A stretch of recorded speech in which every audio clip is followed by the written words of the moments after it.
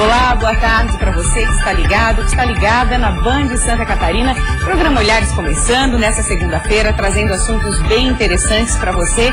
Hoje, por exemplo, vamos falar sobre uma oportunidade para tirar dúvidas sobre financiamento, atraso no pagamento de prestações e cobrança de juros abusivos na casa própria. Fique ligado, vamos falar também, Karina, sobre mais um aumento, é verdade? É isso mesmo, Maria. Desta vez nos remédios. A partir de amanhã, cerca de 19 mil tipos de medicamentos vão sofrer reajuste.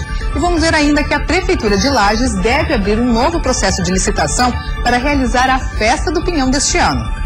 Tá certo? A gente vai falar também de um tratamento estético, a carboxoterapia, que faz a infusão de gás carbônico na pele, daqui a pouco. Daqueles que prometem milagres, né? Sim. Coisa boa. Tem ainda aparelhos celulares na escola. De que forma a tecnologia pode ajudar no desenvolvimento dos estudantes? Isso porque hoje muitos estudantes vivem com o celular nas mãos e pensando em como utilizar o equipamento para ajudar nas atividades da escola, duas alunas criaram um aplicativo. Olha só que bacana. Com apenas alguns cliques, é possível acompanhar toda a rotina da turma. Dicas de links de pesquisa e álbuns de fotos fazem parte do aplicativo. Vamos ter dicas também aqui no estúdio sobre como melhorar a sua memória, memorização. Isso e muito mais a partir de agora no Olhares.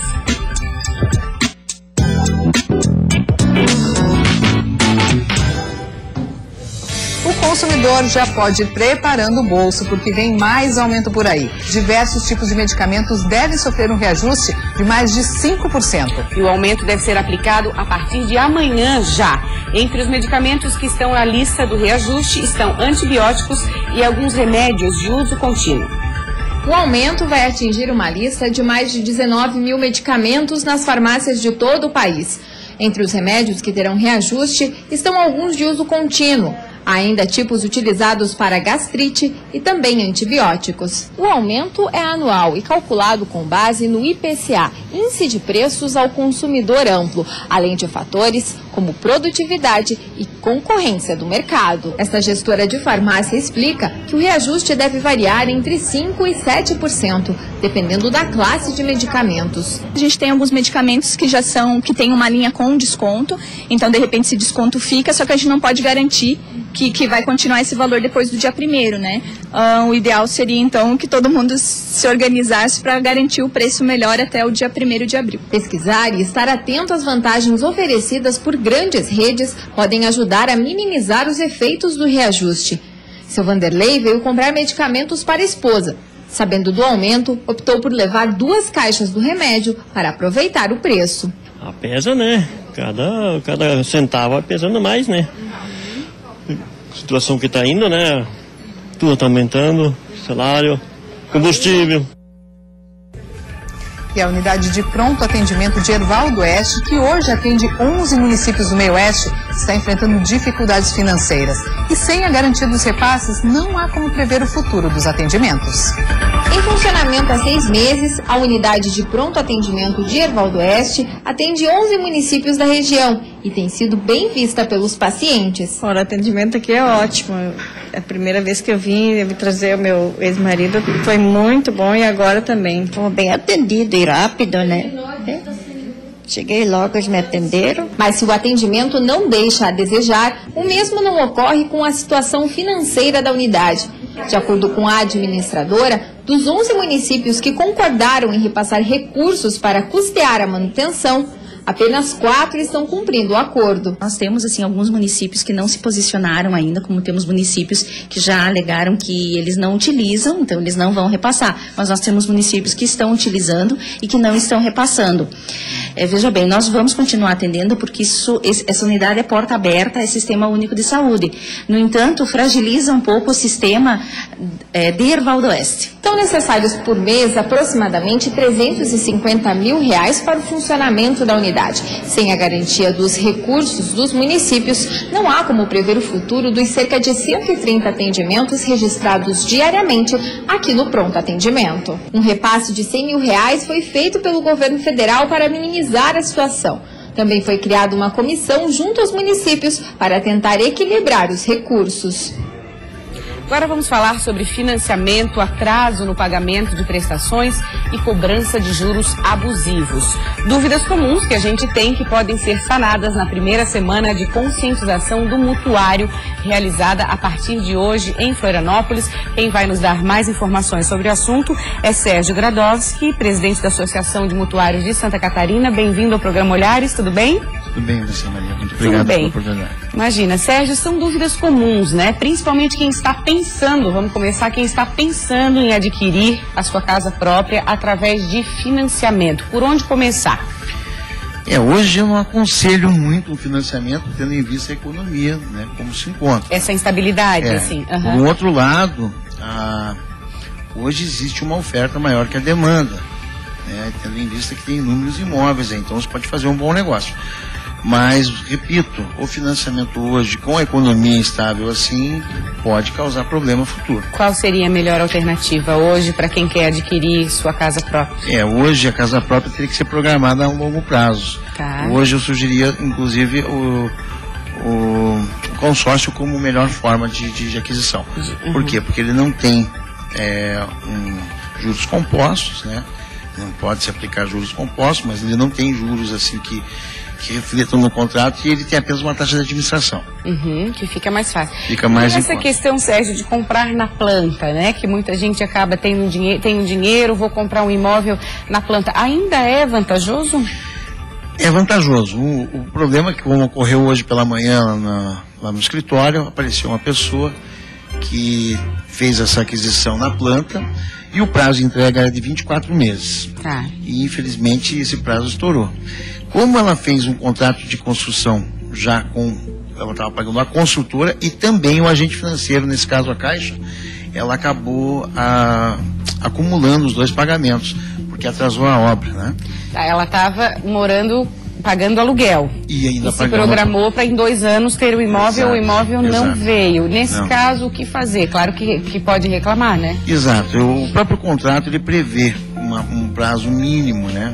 Mas ainda falta. A sugestão nossa da associação era que houvesse um ajustamento de conduta entre as construtoras aqui no estado de Santa Catarina, para que houvesse o Ministério Público intervisse no sentido de limitar isso. Entendi. A um prazo máximo. Como já existe no estado de São Paulo hoje, esse tipo de ajustamento. Essa demora é que mais estressa, né? Pode levar 6 meses, pode levar 8 e ela continua pagando esse aluguel. Exato, e pagando a prestação do financiamento. Isso pode acarretar uma inadimplência e, consequentemente, talvez a perda do bem. Outra dúvida comum, Sérgio, é a questão, eu comprei um imóvel, entrei no imóvel e um tempo depois começa a aparecer defeitos, por exemplo, uma rachadura na parede. O que fazer nessa hora? Veja bem, se for no período da construtora, você deverá notificar a construtora. Eu tenho que saber antes, então, qual é esse período?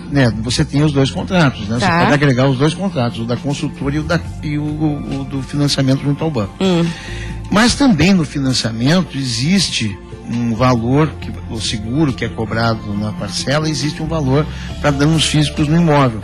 Então, notificar também um agente financeiro, seja ele público ou privado, para que venha fazer uma vistoria, para que se constate se aquilo é um vício de construção, é uma rachadura por problemas, né, técnicos de construção mesmo, e acionar esse seguro. Existe esse seguro embutido nessa parcela. Nos casos específicos de inadimplência, a pessoa deixou de pagar uma parcela do financiamento, nós já conversamos aqui da possibilidade mais rápida, inclusive, do bem ser tomado para ir para leilão.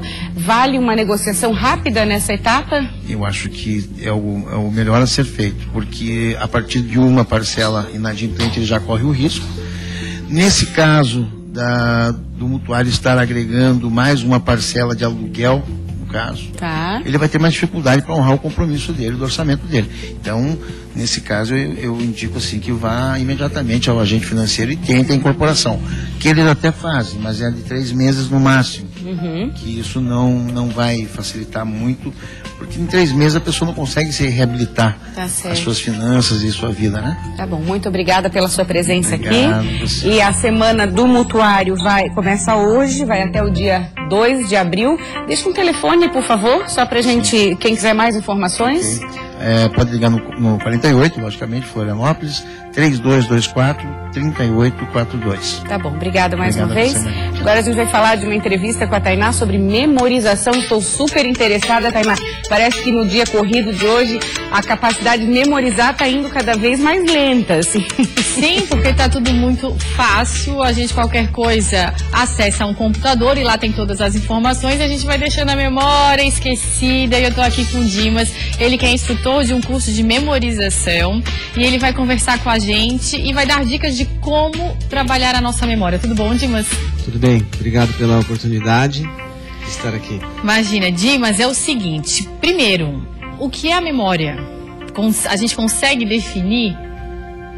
A memória é uma faculdade psicológica que todos têm, não é?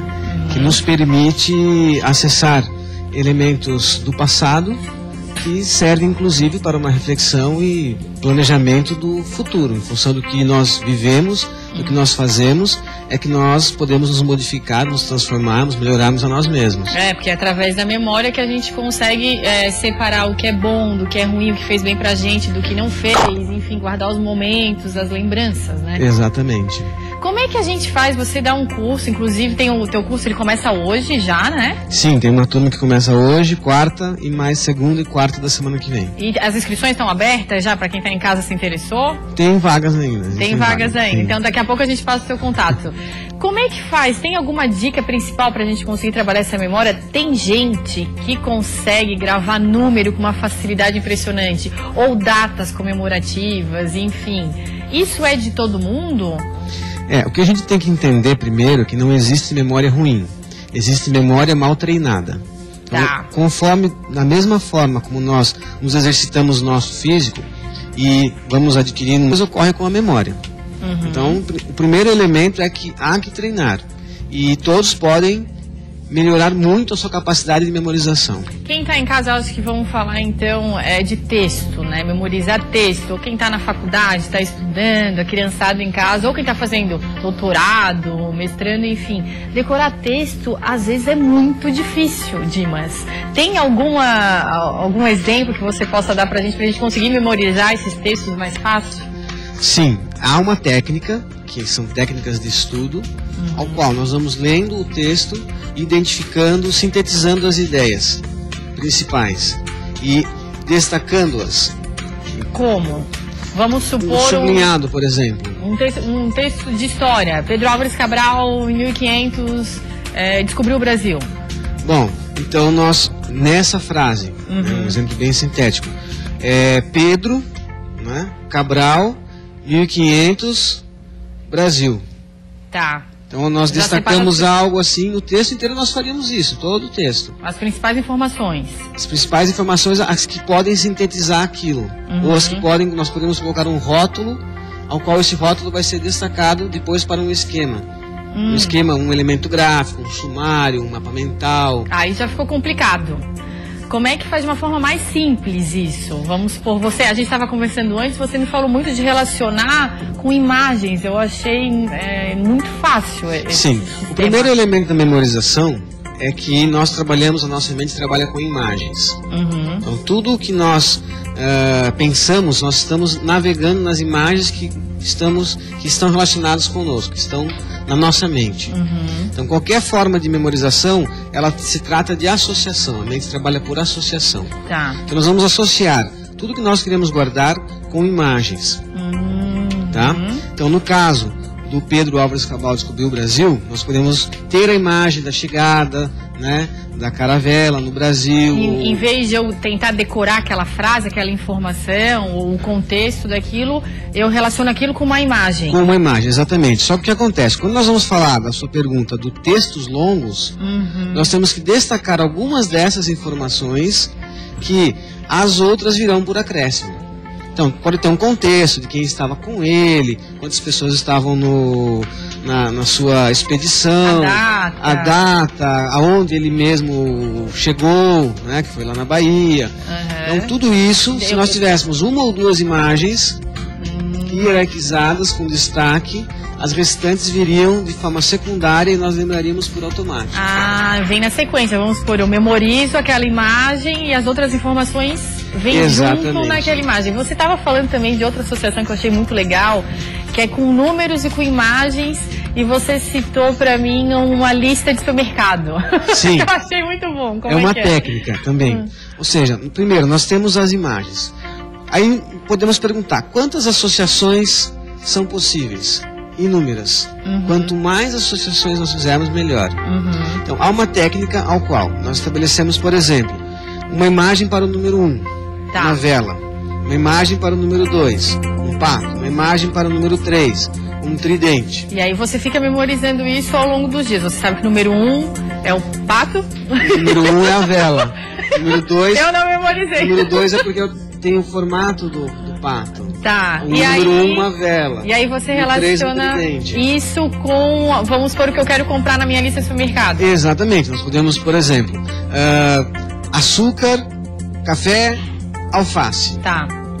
Nós vamos colocar a imagem do açúcar junto com a vela. Tá. Mas, quanto mais hilária, mais ilógica, mais estranha for a imagem, melhor. Mais a gente memoriza, então memoriza mais fácil. Sim, mais fácil. Nós podemos imaginar vela queimando o açúcar, saindo a fumacinha. Já é uma associação. Exatamente. E a gente já não esquece mais. O pato, ele vai estar bebendo café. De preferência numa xícara enorme. A gente não esquece nunca. E o tridente espetado numa alface. Tá, entendi. Levantada.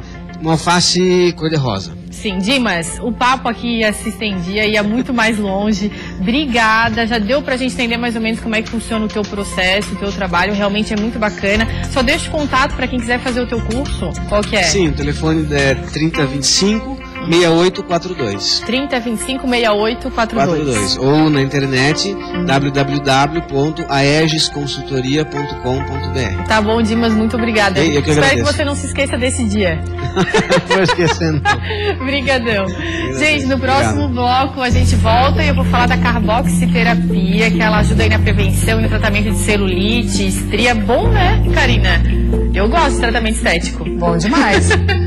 E vamos falar também de tecnologia e descobrir como o celular pode ser um aliado dos estudantes nas atividades da escola. Com apenas alguns cliques, é possível acompanhar toda a rotina da turma.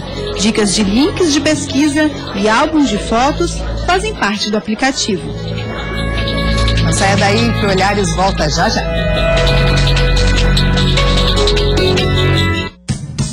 Olhares. Oferecimento. Estamos de volta agora 1h27 e desde a chegada de uma frente fria ao estado, o tempo tem sido de muita instabilidade. E hoje a condição permanece bem parecida com chuva na maioria das regiões. Vamos ver no mapa? Na Serra Catarinense o tempo segue chuvoso e com temperaturas baixas, que não devem passar dos 18 graus. Na região norte, dia de céu encoberto, com chuva e máximas de 22. No Vale do Itajaí, na Grande Florianópolis e no sul, os termômetros marcam até 24 e 25 graus e a segunda-feira é de tempo instável com períodos de chuva.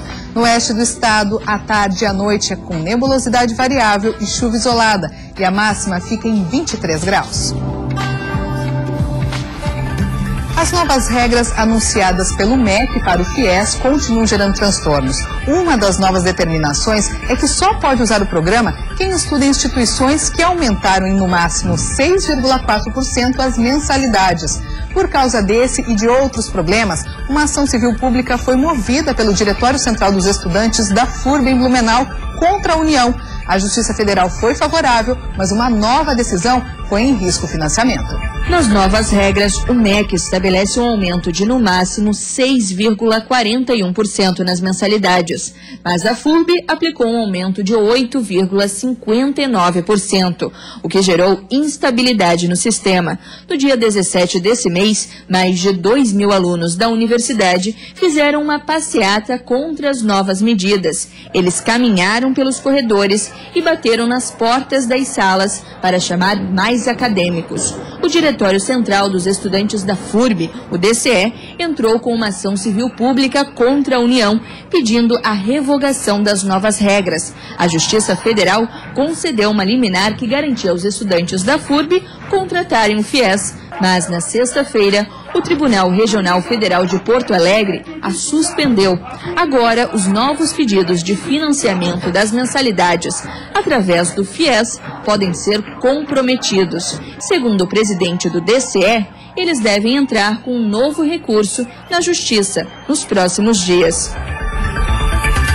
Tecnologia a serviço da educação. A cada dia cresce o número de adolescentes com aparelhos celulares. Impressionante, né, Karina? Com certeza. Mas e se essa tecnologia contribuir, então, com o processo de aprendizagem? Fica melhor. Fica melhor. Foi isso que duas adolescentes fizeram. Elas criaram um aplicativo para facilitar o acompanhamento das atividades desenvolvidas pela turma. Facilitar o acompanhamento da agenda da turma com a divulgação de datas de provas, trabalhos e tarefas. Foi com esse objetivo que duas alunas do 8º ano dessa escola criaram um aplicativo de olho na tarefa. A ferramenta pode ser acessada a qualquer momento e de qualquer lugar. A gente já tinha um grupo no WhatsApp, só que tinha muita informação, as informações estavam perdidas na conversa. Então a gente acabou tendo, eu e a minha colega tivemos a ideia de fazer um site, um aplicativo, e a gente combinou e ficou um pouco depois da aula para fazer isso, para organizar todas as informações. Porque no grupo era muita informação junto, muita gente perguntando, e ali vai ficar uma coisa só para isso, só para a gente poder estudar. Com apenas alguns cliques, é possível acompanhar toda a rotina da turma. Dicas de links de pesquisa e álbuns de fotos fazem parte do aplicativo. E a responsabilidade de abastecer a ferramenta envolve todos os alunos. Primeiramente, a gente achou que ia dar muito rolo, a gente só nós duas ficarmos atualizando o aplicativo, porque ia ficar muita responsabilidade para nós duas. Então nós dividimos o aplicativo em duplas, e cada dupla vai ser responsável por uma semana. Então vai acabar ajudando na responsabilidade do aluno. Em meio à discussão sobre o uso de celulares nas escolas, esses alunos decidiram transformar a tecnologia numa aliada no processo de aprendizagem. Com o aplicativo de olho na tarefa, eles têm a agenda da turma, literalmente, na palma da mão. Esse tipo de iniciativa é um tipo de resultado que a gente quer ter dos nossos alunos, porque aqui na escola a gente trabalha muito a questão da autonomia, a questão do pensar por si mesmo, a questão da iniciativa própria. Então, quando a gente tem alunas de 13 anos de idade fazendo um aplicativo com um intuito institucional, nos deixa muito feliz isso, né? Mas, por outro lado, a gente vê que é resultado de um trabalho feito no dia a dia aqui na escola. O sucesso do aplicativo foi tanto que a escola já pensa em estender o uso da ferramenta às demais turmas. E como o celular já faz parte da rotina dos adolescentes, é claro que a ideia foi bem-vinda.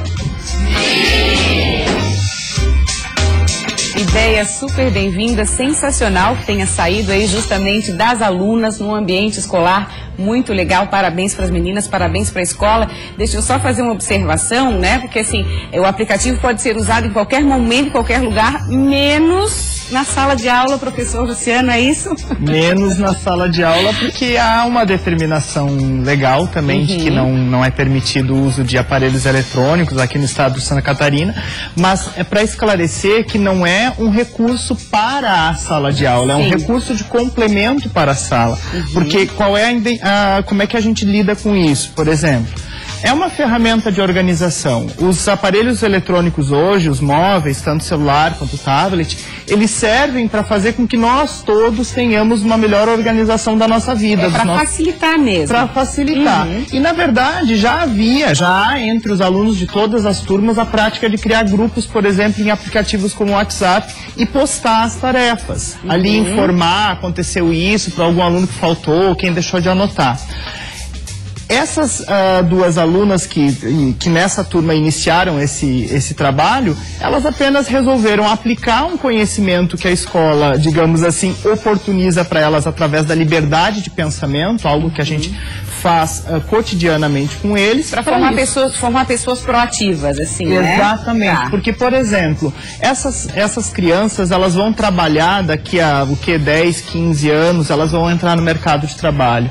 A gente não tem clareza de quais vão ser as profissões. Existem até dados que falam que, por exemplo, mais da metade das profissões que vão existir daqui a 20 anos não existem ainda. Então a escola ela tem que estar pronta para esse tipo de desafio, de formar a pessoa que pensa, a pessoa que é proativa, para que ela possa dar respostas no mundo lá na frente e não agora. Tá certo. Inclusive é legal a gente falar que apareceu na matéria imagens dos alunos dentro da sala de aula utilizando o aplicativo, mas foi só para título de filmagem, aí foi liberado. Sim, não, e claro, assim, parte muito do bom senso também, né? É uma ferramenta de escola, também tem a função de disciplinar o uso dessas novas tecnologias, né? De mostrar para eles quando e como utilizar isso num ambiente que é um ambiente profissional, que é o ambiente da escola para eles também. E aí a gente evolui, né? Que você que é super ligado nessa área da tecnologia nas escolas, a gente vê num futuro não tão distante que cada vez mais vai ser utilizado, né? Sim, o celular, sim, o tablet, vai ser inserido inclusive com a possibilidade de livros ali dentro também. Sim, a gente já no ensino médio já tem uma coleção que ela tem uma versão digital para facilitar que o aluno tenha no só aparelho todos os livros que ele precisa. Então, numa situação em que precise viajar ou alguma coisa que precise concentrar mais de um livro, ele tem o livro físico, mas ele tem o livro digital também, para que ele consiga se organizar. E o professor tem condição, inclusive, de montar a sua aula a partir dessa plataforma digital e disparar para os alunos, e eles recebem isso tanto no aparelho móvel quanto no seu computador. Que fantástico. Voltando para essa questão do celular na escola, aí como é que funciona? Assim, os alunos respeitam isso? Claro que o professor tem que fiscalizar, mas existe um respeito por parte dos alunos? Existe uma consciência de que não é permitido. Obviamente que é uma escola, são crianças, são adolescentes, de alguma maneira, às vezes, eles tentam furar. A ordem da escola é que a gente não permita o uso na sala, se ele não for um uso didático. Na verdade, como eu queria frisar de novo, é uma questão da organização. Eles estão aprendendo isso. A gente fica muito feliz, eles estão aprendendo a se organizar de uma forma que corresponde à geração deles. Certo. Na verdade, a gente não vai ver essas crianças quando adultos usando agenda de papel, eles vão estar com uma agenda no seu aparelho. A função do smartphone é justamente trazer facilidade para a vida das pessoas, eles estão aprendendo. Sim, e aí fica liberado no recreio, depois da aula, aí sim tá. Em sala não pode, eles carregam com eles, até porque muitos pais acham interessante, uma questão de segurança, enfim. E eles têm ali as músicas deles, as fotos, a parte social deles também tem muito a ver com o aparelho, né? Sim. Dentro de sala, nada substitui o argumento do professor. Até porque a gente sabe, tira a concentração, tira o foco, é difícil quem não vai dar uma olhada no Facebook, no WhatsApp. Não, a gente não permite nessa forma. Até para os adultos, às vezes, os adultos não sabem direito usar o celular, né? Muitos adultos acabam extrapolando no uso. É necessário disciplinar. Né? É necessário disciplinar. Muito obrigada, professor Luciano. Até a próxima, tá? Até a próxima. Deixa eu chamar agora o Minuto Bem Viver com Roberta Dietrich, que segundas, quartas e sextas faz a participação aqui no Olhares. Hoje ela traz uma dica bem bacana sobre iluminação com função de decorar. Olha só. Oi pessoal, hoje eu estou trazendo uma dica muito bacana para você de casa. Tem a ver com iluminação decorativa. Imagina só aquela mesa de jantar, meio sem graça, e sobre ela uma peça como essa que eu tenho ao fundo. Essa peça é um lançamento de 2012 da Bertolucci, que é uma das marcas referência em iluminação no Brasil, e ela foi criada pela Camila Sarp, que é uma designer de joias, olha só. E ela vem nessa versão dourada, tem também uma versão alumínio e tem também em cobre. Aqui a gente está vendo uma versão de 6 focos, mas você pode escolher 4 ou 8, dependendo do tamanho da sua mesa de jantar. Além de uma iluminação focada, que vai criar toda uma cena de romance, você também vai ter uma peça super decorativa que vai ficar linda em qualquer decoração contemporânea. Espero que vocês tenham gostado da dica, e mais informação sobre arquitetura, decoração, design, você sabe, todos os sábados ao meio-dia no programa Bem Viver. Até lá!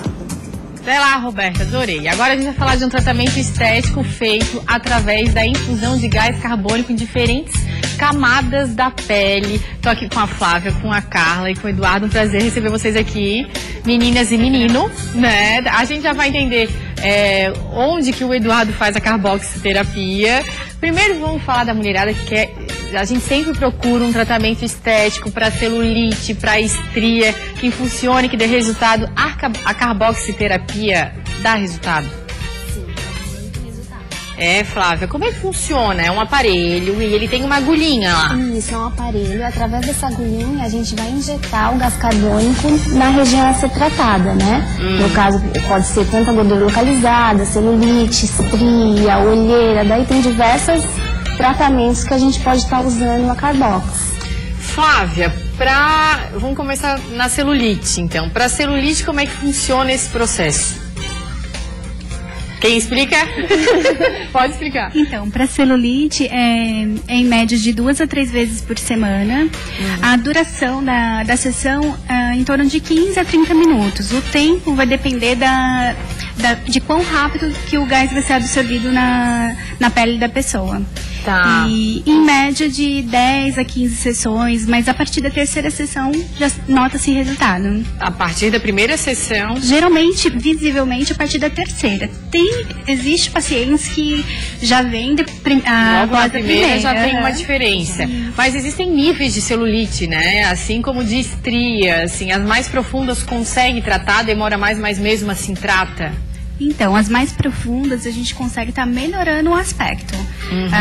Porque dependendo do grau da celulite, por exemplo, um grau 4 já tem que usar procedimentos cirúrgicos mesmo, fazer o que eles chamam de corticagem. Aí tem mais um trabalho por cima aí, mas também ajuda e melhora bastante, então. Sim. E gordura localizada, meninas? Essa gordura localizada que é difícil de tirar, a Carbox ajuda? Ajuda sim.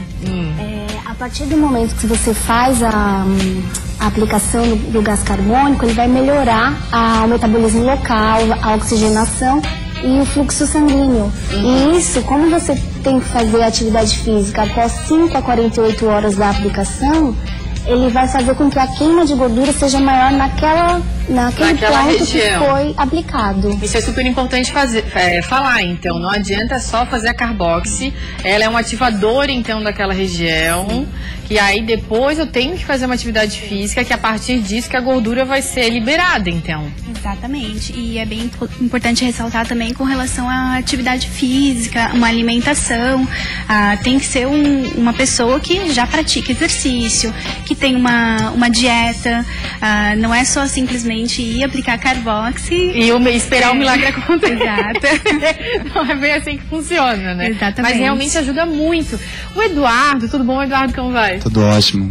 O Eduardo, ele faz a Carbox. Para olheira eu achei super interessante. Eu nunca tinha escutado falar. Geralmente a gente escuta falar de celulite, de estria, gordura localizada. Mas para olheiras realmente eu nunca tinha escutado. Como é que foi essa tua descoberta, Eduardo? Para tratar, né? Imagina, com uma agulhinha. Eu tenho olheira genética, né?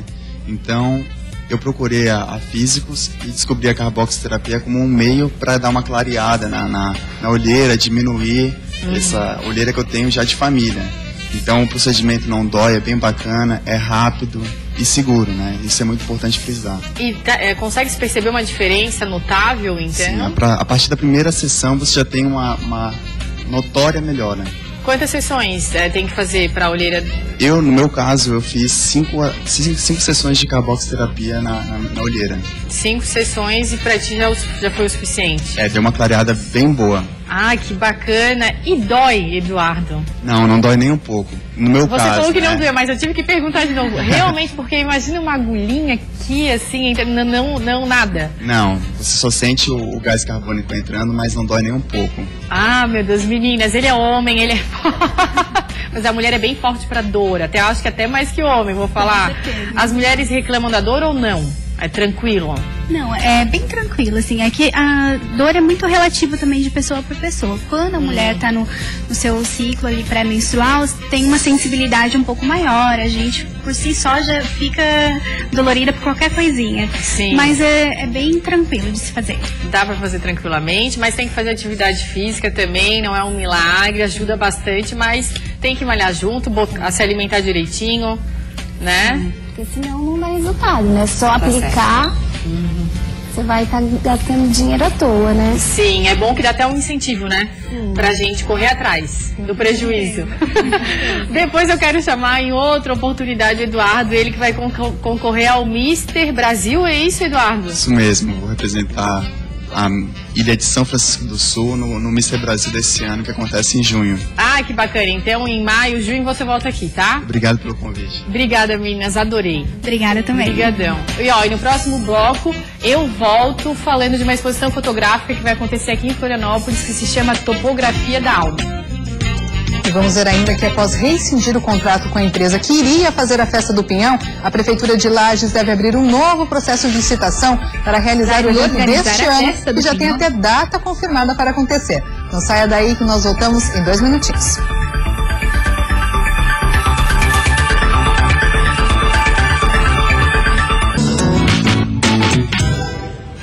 Deve ser enterrado hoje no Rio de Janeiro o corpo do jovem que foi morto após um desentendimento em uma casa noturna de Florianópolis na madrugada de sábado.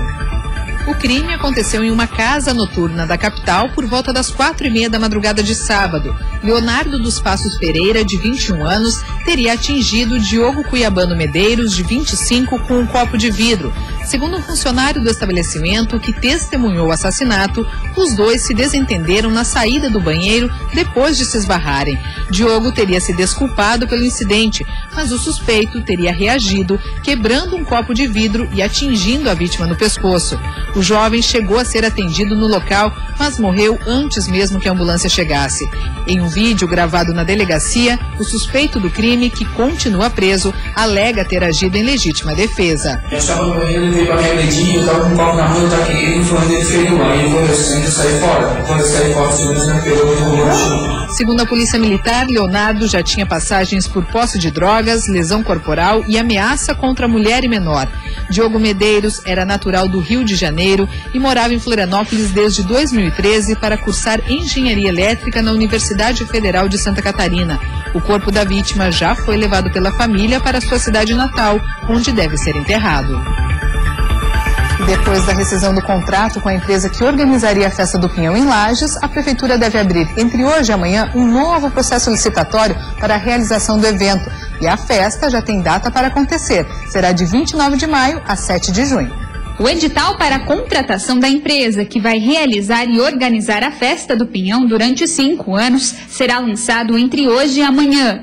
Em coletiva à imprensa, o procurador do município explicou como será o processo. A licitação vai ocorrer na forma de pregão presencial, com prazo de 8 dias úteis para a abertura das propostas. A expectativa é que em 15 dias já se tenha o nome da empresa que irá realizar o evento. Isso a gente não sabe quantas empresas vão vir, aí eu já vou antecipar que todas as empresas que estão com o seu cadastro, as negativas em dia, podem participar.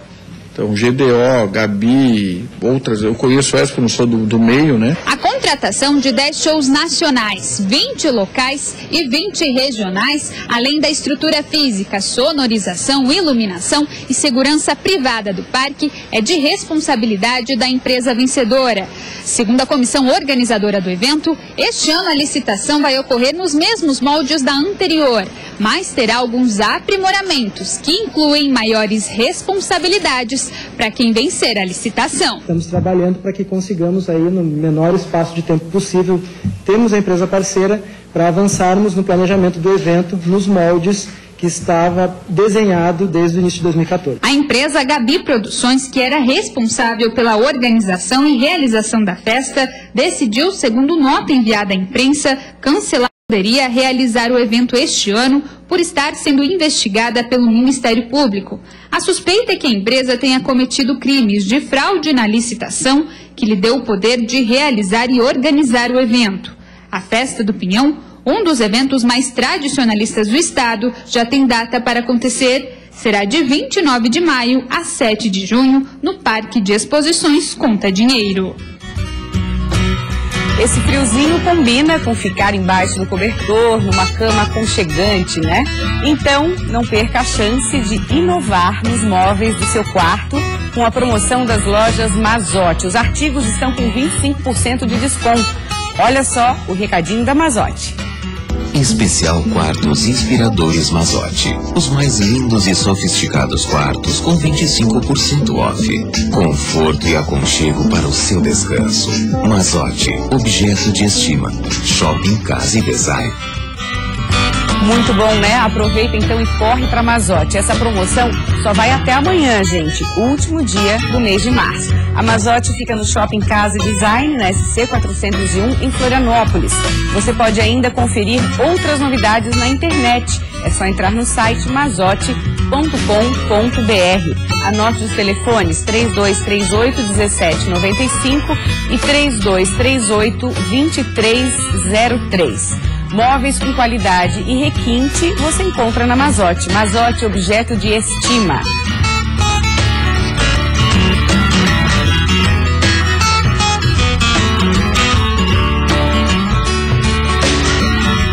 Agora a gente vai falar da exposição Topografia da Alma, do Hadi. Ele que saiu aí viajando pelo mundo e fotografando as pessoas escondido. E pessoas e momentos, né, Hadi? Tudo bom? Tudo bem. Microfone? Tudo bem. Hadi, conta pra gente a tua história. A tua exposição, ela tá na Fundação Cultural Badeschi, aqui em Florianópolis, né? Mas você resolveu vender o que tinha e sair pelo mundo. E você, eu perguntei pra ele se ele era fotógrafo, ele falou, Tainá, não sei mexer nem numa câmera. Como é que foi essa experiência? Sim, na verdade eu tirei todas as fotos com o celular numa viagem que eu fiz. De 2011 a 2013 eu fui para alguns países, ao todo uns 10, aqui no Brasil também, e também foto em Florianópolis também. E eu comecei a tirar foto sem querer, assim, de algumas coisas que eu achava interessante, que me chamavam a atenção, e começou a virar um hobby, e eu comecei a tirar todo dia, uma, duas, às vezes mais, e tem dias que eu passo o dia inteiro fazendo isso só. Não virou uma profissão? Você tem uma outra profissão? Eu faço outras coisas. Empresário, né, também. Mas durante meu dia eu vou tirando foto. Gente, as suas fotos, elas realmente têm um olhar e uma percepção de uma pessoa sensível, assim, você consegue captar no momento algo de diferente, um sentimento, uma emoção.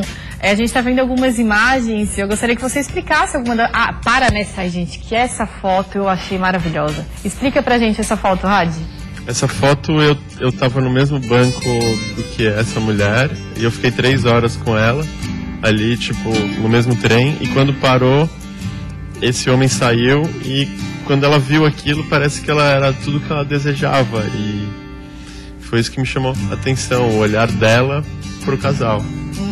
E tem uma pessoinha ali atrás que também, tipo, olhou o casal. Tá observando. E é uma imagem linda de um encontro amoroso, assim. E sim. A gente realmente se sente tocado realmente por essa foto. Sim, é que normalmente as pessoas esperam esse beijo de pessoas jovens, assim.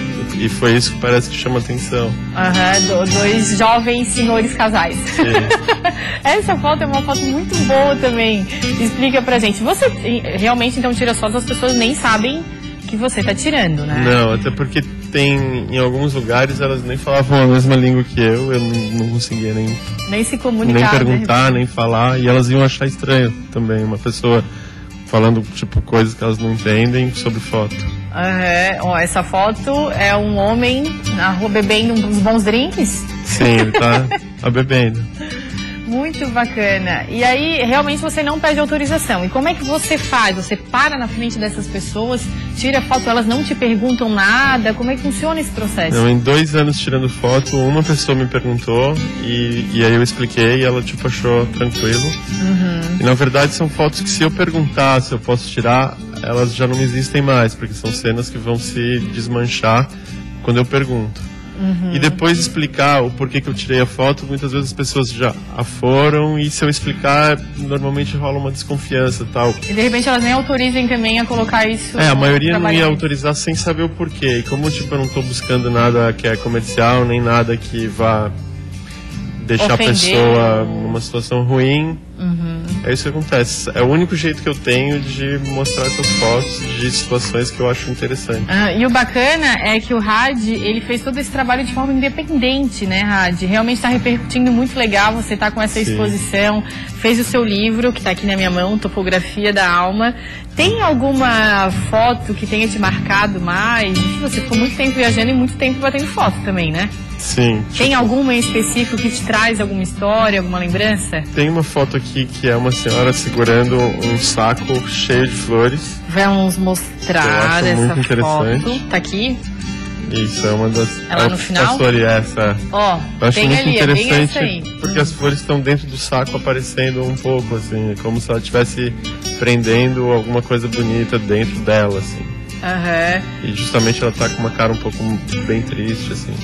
Isso que eu achei interessante. Vamos passar para outras fotos que dá tempo só mais um pouquinho de você explicar, porque eu acho que isso é bacana, né? Essa foto é uma foto bem marcante. Essa foto é de um é na Avenida Paulista essa foto. No livro tem 2 fotos desse mesmo cara. E é uma coisa que, assim, é uma situação triste de um morador de rua, mas junto com o autoatendimento ficou uma coisa curiosa, assim, foi isso que me chamou a atenção na hora. Naquela foto. E esse é um palhaço? Ele tá com o rosto pintado? Era um senhor que trabalhava na rua, acho que era como estátua viva. E eu acho muito interessante quando alguém está desmontando, assim, aí você vê uma mistura entre o personagem e a própria pessoa. E eu tenho reflexo também ali, achei Nossa, o interessante. reflexo ficou bem legal. Hadi, parabéns por essa iniciativa, por bancar, né, essa iniciativa, por ter coragem de mostrar a tua arte. E adorei, você realmente tem um olhar bem sensível, assim, e é bacana, faz a gente pensar olhando as suas imagens, isso que é legal, refletir. O objetivo é. Só fala Fundação Cultural Badeschi, até quando que vai ter exposição? Acho que vai até o dia 17 de abril, agora. E isso, na Fundação Cultural Badeschi. De que horas a que horas fica aberto? Abre meio-dia e fecha às 19. Adorei, brigadão, viu? Nada. Meninas, vocês gostaram? Eu achei de uma sensibilidade, realmente, esse menino tem o dom, curti bastante. Eu também gostei, são imagens que fazem a gente parar e observar, e aquela história, né, Karina? Cada pessoa que olha tem uma observação a fazer, um jeito de olhar, isso fica muito legal. Cenas do cotidiano, né, que pra ele não passaram despercebidas. Cotidiano com poesia. Exatamente, parabéns.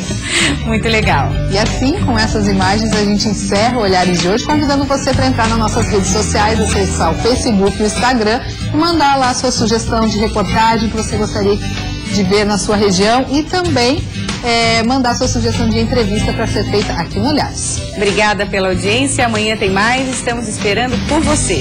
Tchau, tchau.